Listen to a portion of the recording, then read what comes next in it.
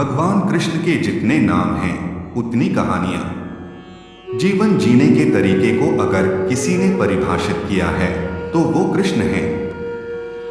कर्म से होकर परमात्मा तक जाने वाले मार्ग को उन्हीं ने बताया है। संसार से वैराग्य को सिरे से नकारा, कर्म का कोई विकल्प नहीं ये सिद्ध किया। कृष्ण कहते हैं, मैं हर हाल में आता हूं जब पाप और अत्याचार का अंधकार होता है, तब भी जब प्रेम और भक्ति का उजाला होता है, तब भी। दोनों ही परिस्थिति में मेरा आना निश्चित है। वैसे तो कृष्ण का संपूर्ण जीवन ही एक प्रबंधन की किताब है, जिसे सैकड़ों हजारों बार कहा सुना जा चुका है। कुरुक्षेत्र में दो सेनाओं के बीच खड़े होकर भारी तनाव के समय कृष्ण ने अर्जुन को जो ज्ञान दिया वो दुनिया का श्रेष्ठतम ज्ञान है। गीता का जन्म युद्ध के मैदान में दो सेनाओं के बीच हुआ। जीवन की श्रेष्ठतम बातें भारी तनाव और दबाव में ही होती हैं। अगर आप दिमाग को शांत और मन को स्थिर रखने की कोशिश करें तो सबसे बुरी परिस्थितियों में भी आप अपने लिए कुछ बहुत बेहतरीन निकाल पाएंगे। ये कृष्ण सिखाते हैं। गीता पढ़ने से पहले अगर इसी बात को समझ लिया जाए तो गीता पढ़ना सफल हुआ। कृष्ण का जीवन ऐसी ही बातों से भरा पड़ा है। जरूरत है नजरिए की।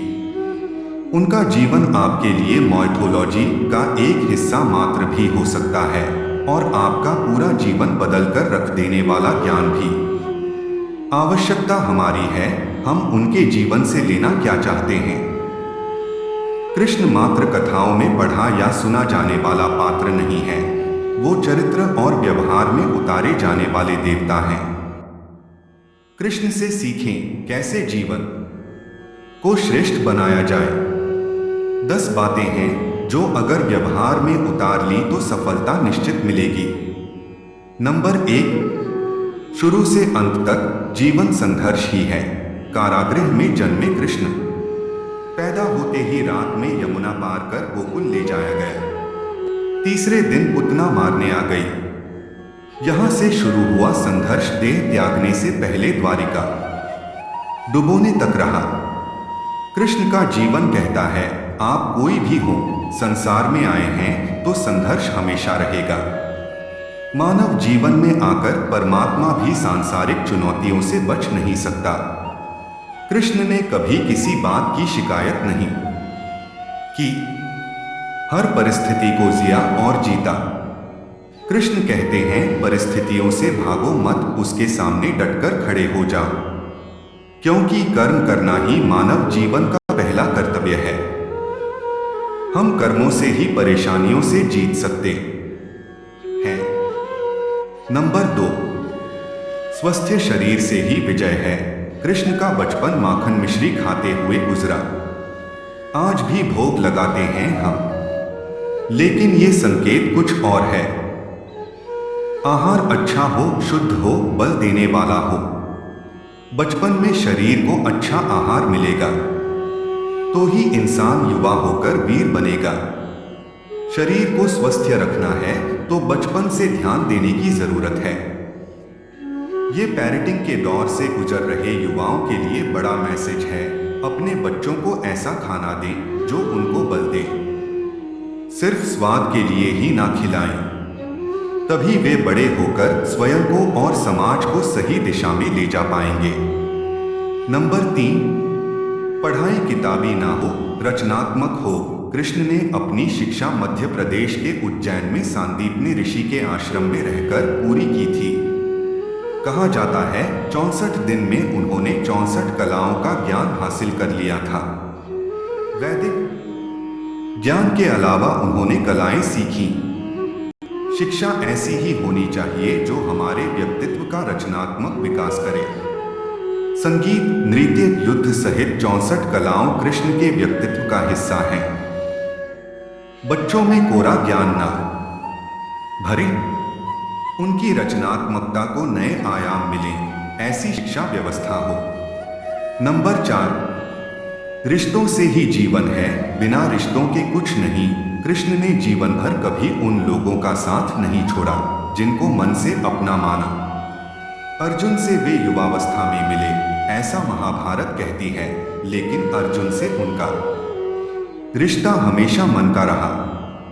सुदामा हो या उद्धव, कृष्ण ने जिसे अपना मान लिया उसका साथ जीवन भर दिया।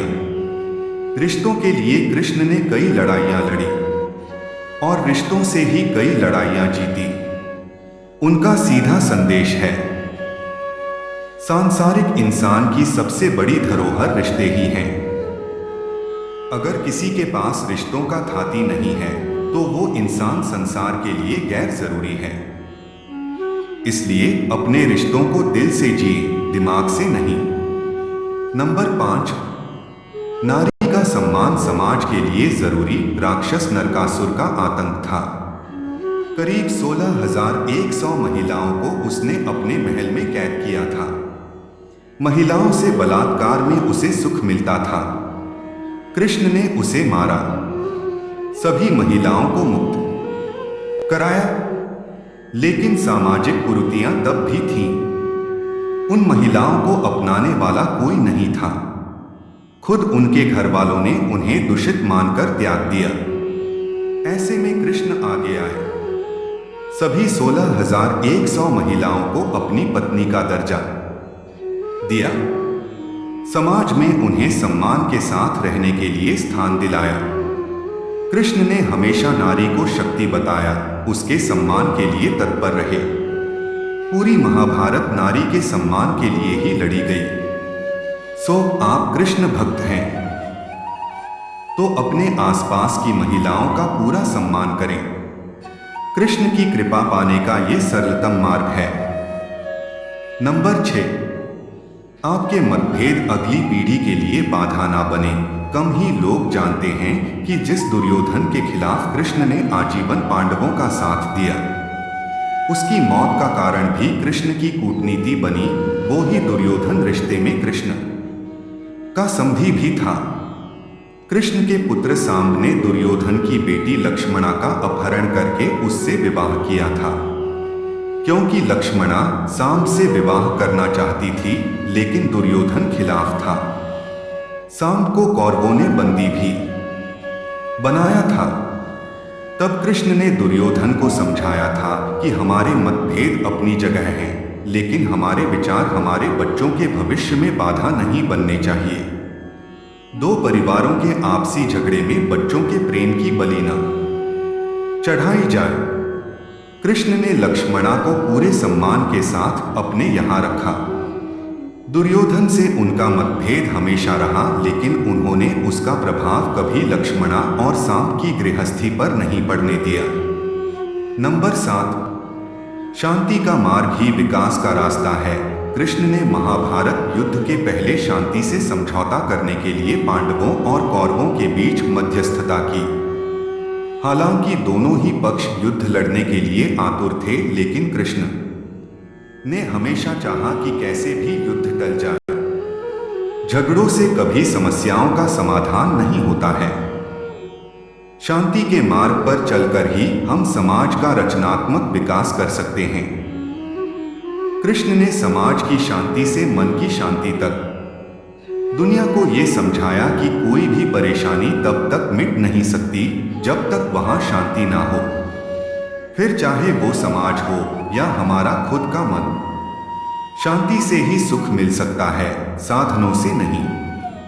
नंबर 8, हमेशा दूरगामी परिणाम सोचें। महाभारत में जुए की घटना के बाद पांडवों को वनवास हो गया। कृष्ण ने अर्जुन को समझाया कि ये समय भविष्य के लिए तैयारी करने का है। महादेव शिव, देवराज इंद्र और दुर्गा की तपस्या करने को कहा।